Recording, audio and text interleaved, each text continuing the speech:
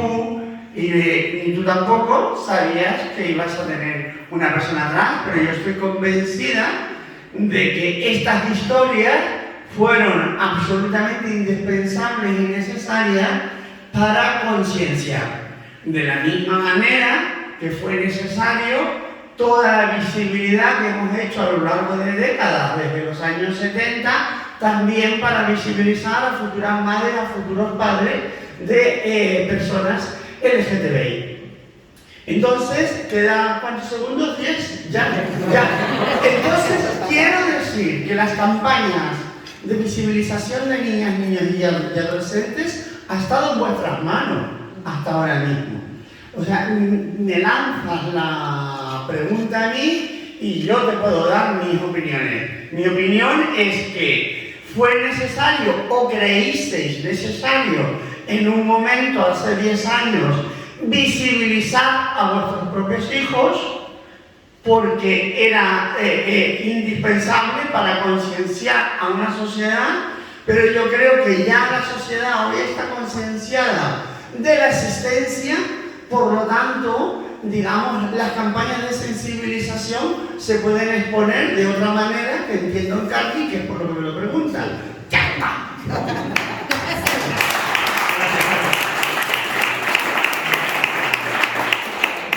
Vamos a odiarme muchísimo hoy.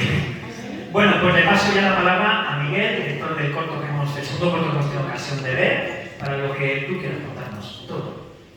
Vale, muchas gracias. Bueno, muchas gracias por darme la oportunidad de compartir el corto con todas vosotros y vosotros. Y bueno, yo os cuento un poco, siempre cuando presento el corto me gusta, como no quiero contar nada del corto, que al final es spoiler, que bueno, el título ya dice el primer verso, pero bueno, siempre pregunto a la gente que si recuerdas el primer beso, que siempre es un momento bonito, suele ser un momento bonito.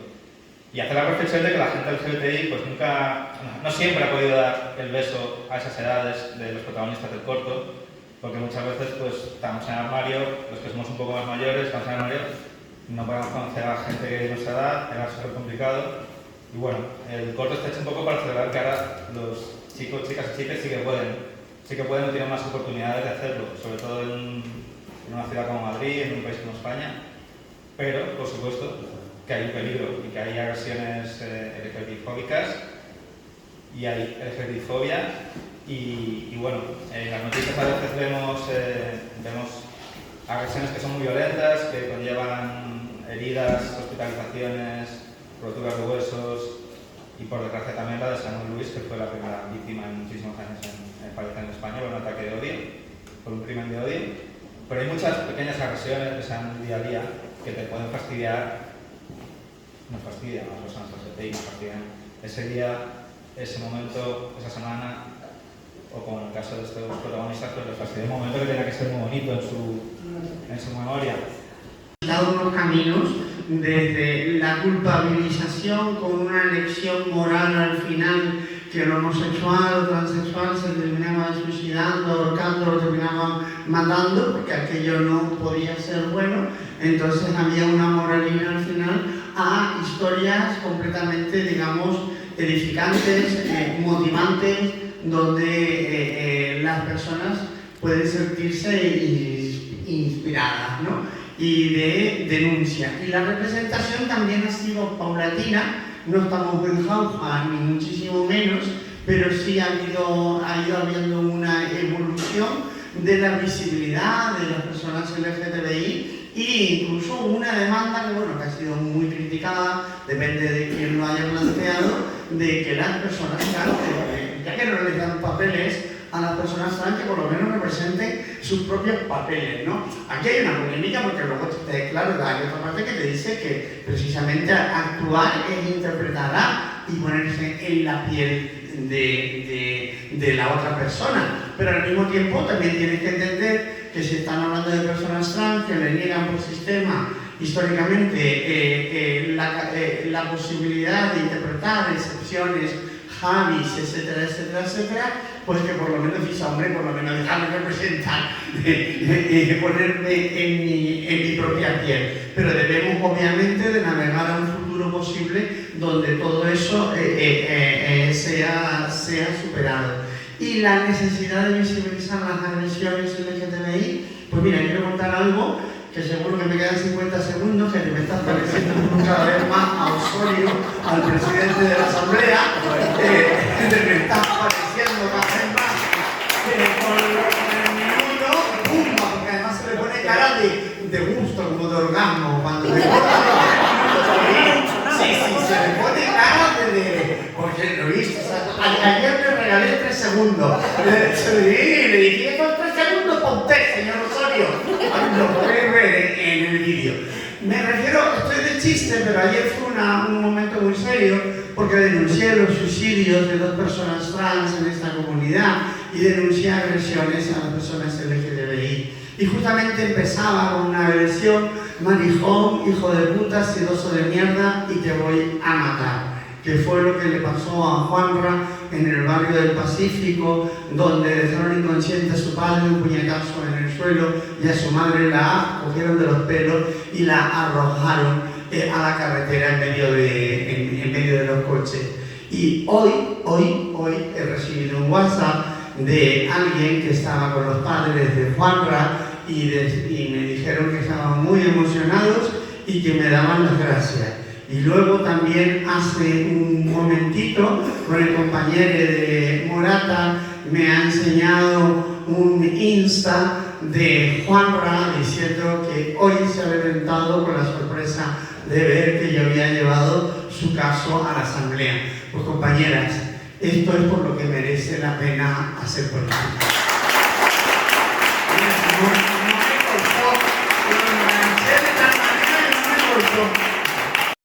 Y una parte bonita. La parte fea es que atiende, yo creo, a las personas que llegan a la situación más grave del colectivo, que es cuando recibes el rechazo familiar o el rechazo social y te ves abocado a vivir en la calle. Nosotros trabajamos, nuestra entidad trabaja con personas jóvenes del colectivo LGTBIQ+, que quedan en situación de calle en el momento de expresar su identidad de género o orientación sexual a sus familias, y las cuales pues les rechazan y les expulsan de sus domicilios. Lo que eso supone empezar un periplo de dónde vivir, cómo vivir, y nos lleva a situaciones, cuando son personas tan jóvenes, a situaciones muy complicadas. Nos encontramos con personas que se ven abocadas a pernoctar en saunas, obligados a prostituirse y consumir drogas para poder dormir en un sitio seguro.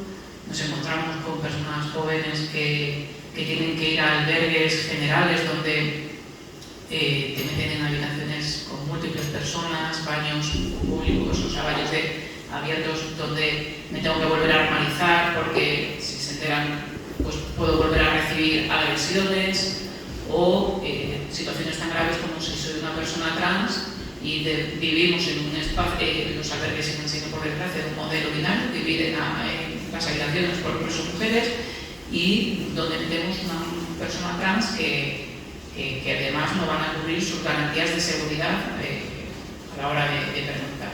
Recibimos 727 solicitudes de personas diferentes, 727 personas en situación de calle. Solamente tenemos 69 plazas LGTBI para todo. El resto son ya en albergues generalistas, con los riesgos que, como he dicho, puede suponer eso. Y ya está. Gracias.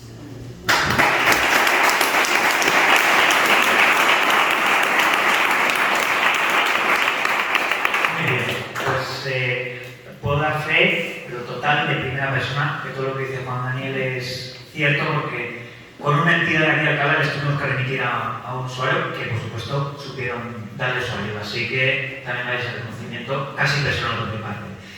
Bueno, pues vamos a leer la pregunta que le hace también Juan Daniel y ahora me voy a resarcir con ella, porque le voy a dar la palabra ya, todo lo que ella quiera, porque también, antes de hacer la pregunta, quiero recordar que Carla también está aquí por otro motivo, y es que estaba presentando un libro, ¿verdad? La Mujer Volcán, que ha hecho alusión a él repetidamente, y también, pues, por supuesto, aparte de responder la pregunta de Juan Daniel, también nos gustaría que os hablara de este libro ampliamente, que os recuerdo también ahora, un poco más de media hora va a estar firmando la librería Diógenes, aquí cerquita.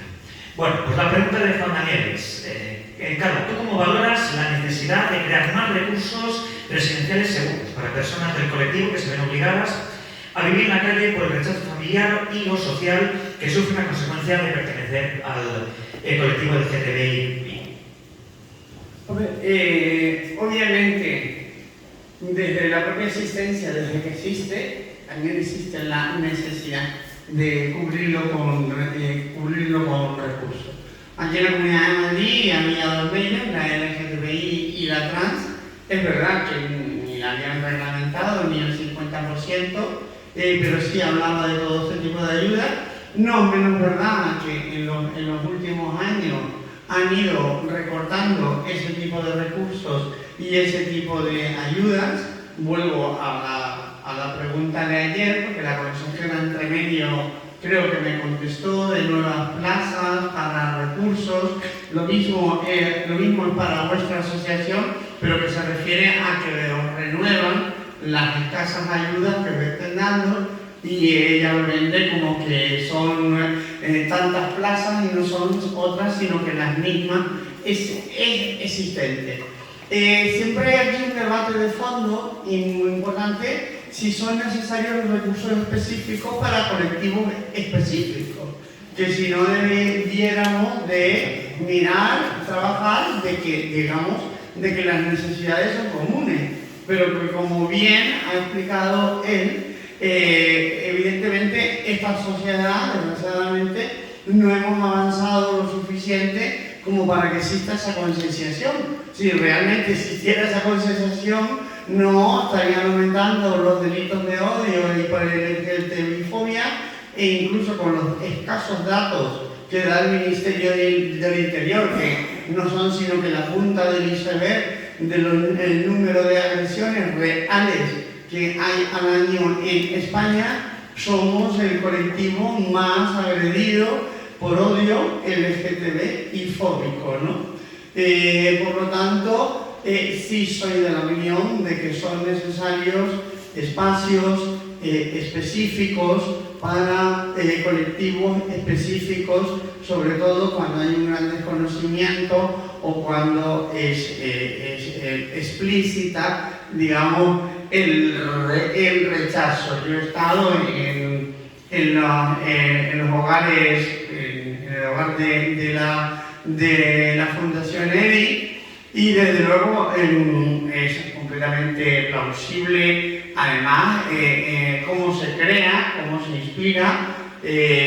Son dos personas, son una pareja, son mayores, se jubilaron, no tienen hijos y decidieron que, bueno, que los sobrinos ya se podían valer por sí solos, que es lo típico de la gente que no tenemos hijos, pues pensamos en nuestras sobrinas y en nuestros sobrinos, y ellos decidieron que sus sobrinos reales iban a ser las personas virtuales que no conocían y que quedaban por conocer, que eran las personas más necesitadas y que estaban viviendo en la calle o que llegaban a España también refugiadas, y entonces han invertido todos los ahorros de toda su vida, que los chicos los señores estaban para pegarse una jubilación de escándalo en las Islas Seychelles o en las Islas Maldivas, y decidieron comprarse toda la planta de un edificio y irse gastando todos sus ahorros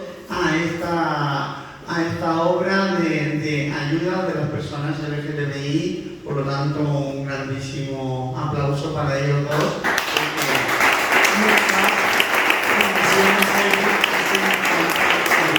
Era un momento importante. Estos también, estamos viendo todas las corrientes de involución, de intentos de involución, de crispación social, y sobre todo también con una cosa fundamental, porque, bueno, escribir unas memorias a unos días ya de cumplir 65 años, yo creo que toca, sobre todo cuando hay gente que ha escrito memorias con 30 años, ¿no?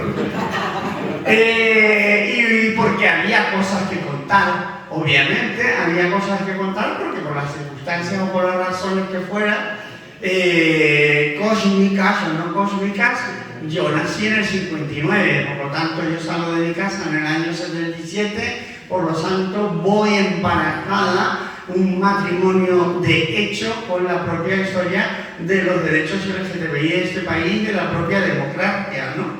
Yo salgo de mi casa y 6 meses después se celebran las primeras elecciones democráticas.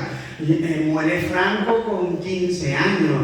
Yo vivo directamente, digamos, la represión tardofranquista en mis propias carnes, porque la ley de peligrosidad social no se deroga hasta enero de 1979, pero la del escándalo público está en vigor hasta el 88, que era genérica, que atentase contra la moral o la buena costumbre, pero que afectaba con especial incidencia y ensañamiento hacia las personas trans, sobre todo las personas trans, trabajadoras sexuales que estaban en la Castellana.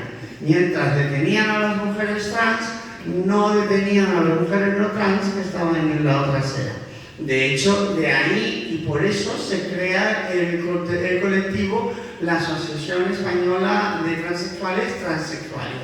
Se crea en un primer orden para denunciar las agresiones, vejaciones y detenciones arbitrarias por parte de la policía de las personas trans. Alguna que otra fianza pagué para sacar de la cárcel de Carabanchel a alguna compañera de fianza que luego normalmente me devolvían, normalmente, alguna no, una no.